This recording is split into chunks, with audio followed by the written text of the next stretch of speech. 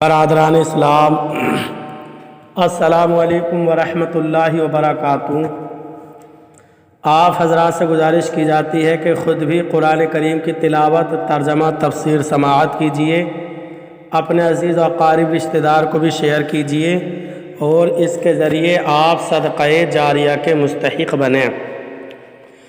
اعوذ باللہ من الشیطان الرجیم، بسم اللہ الرحمن الرحیم۔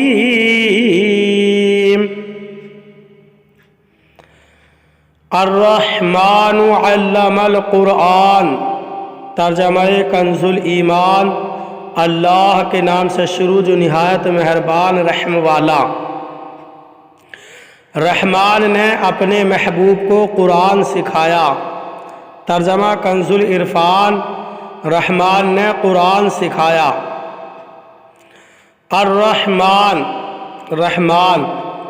اس آیت کے شان نزول کے بارے میں ایک قول یہ ہے کہ جب سورہ فرقان کی آیت نمبر 60 نازل ہوئی، جس میں رحمان کو سجدہ کرنے کا حکم دیا گیا، تو کفار مکہ نے کہا کہ رحمان کیا ہے، ہم نہیں جانتے۔ اس پر اللہ تعالیٰ نے سورۃ الرحمن نازل فرمائی کہ رحمان جس کا تم انکار کرتے ہو وہی ہے جس نے قرآن نازل فرمایا۔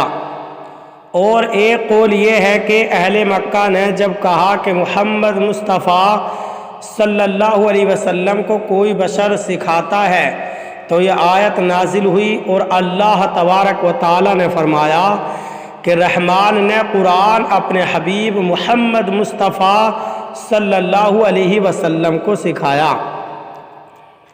اس معنی کے اعتبار سے ان آیات سے پانچ باتیں معلوم ہوئی۔ ایک، قرآن پاک اللہ تعالیٰ کی بہت بڑی نعمت ہے، اسی لیے سب سے پہلے اس کا ذکر فرمایا۔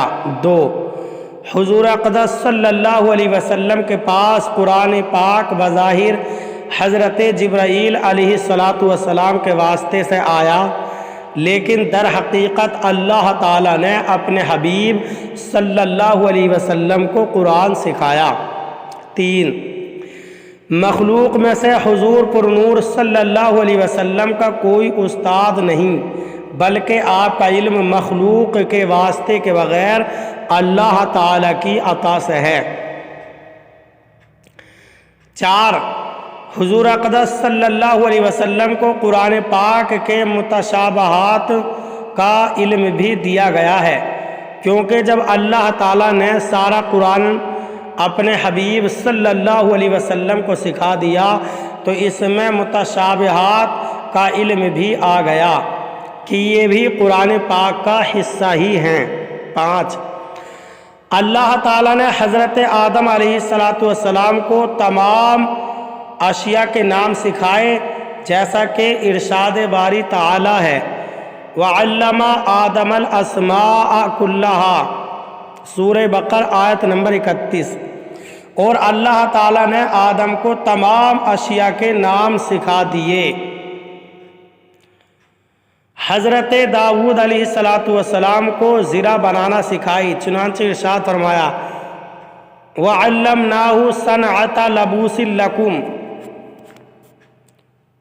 سورہ انبیاء آیت نمبر 80۔ اور ہم نے تمہارے فائدے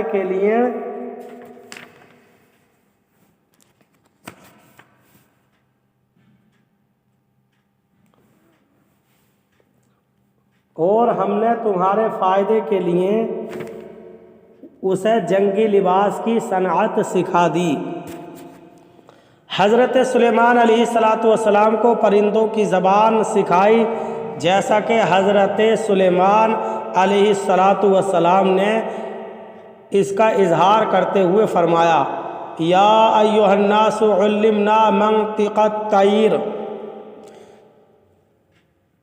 سورہ نمل آیت نمبر 16۔ ترجمہ، اے لوگو، ہمیں پرندوں کی بولی سکھائی گئی۔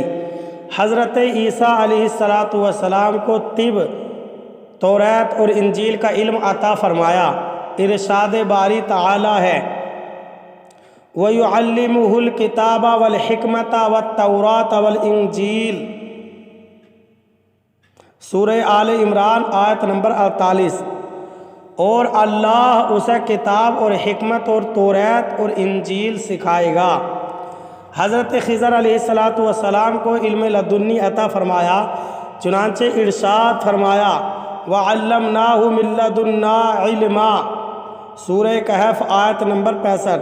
ترجمہ، اور اسے اپنا علم لدنی عطا فرمایا اور اپنے حبیب صلی اللہ علیہ وسلم کو جو کچھ سکھایا اس کے بارے میں ارشاد فرمایا کہ الرحمن علم القرآن، رحمان نے قرآن سکھایا۔ ایک اور مقام پر ارشاد فرمایا وَإِنَّكَ لَتُلَقَّى الْقُرْآنَ مِن لَّدُنْ حَكِيمٍ عَلِيمٍ، سورہ نمل آیت نمبر 6۔ ترجمہ، اور اے محبوب بے شک آپ کو حکمت والے علم والے کی طرف سے قرآن سکھایا جاتا ہے۔ اور ایک جگہ واضح طور پر فرما دیا وَعَلَّمَكَ مَا لَمْ تَكُنْ تَعْلَمْ، سورہ نساء آیت نمبر 113۔ ترجمہ، اور آپ کو وہ سب کچھ سکھا دیا جو آپ نہ جانتے تھے۔ اس سے معلوم ہوا کہ سید المرسلین صلی اللہ علیہ وسلم کا علم تمام انبیاء اکرام علیہم السلام بلکہ تمام مخلوق سے زیادہ ہے۔ اللہ تعالی ہمیں صحیح معنی میں قرآن پاک پر عمل کرنے کی توفیق عطا فرمائے، آمین۔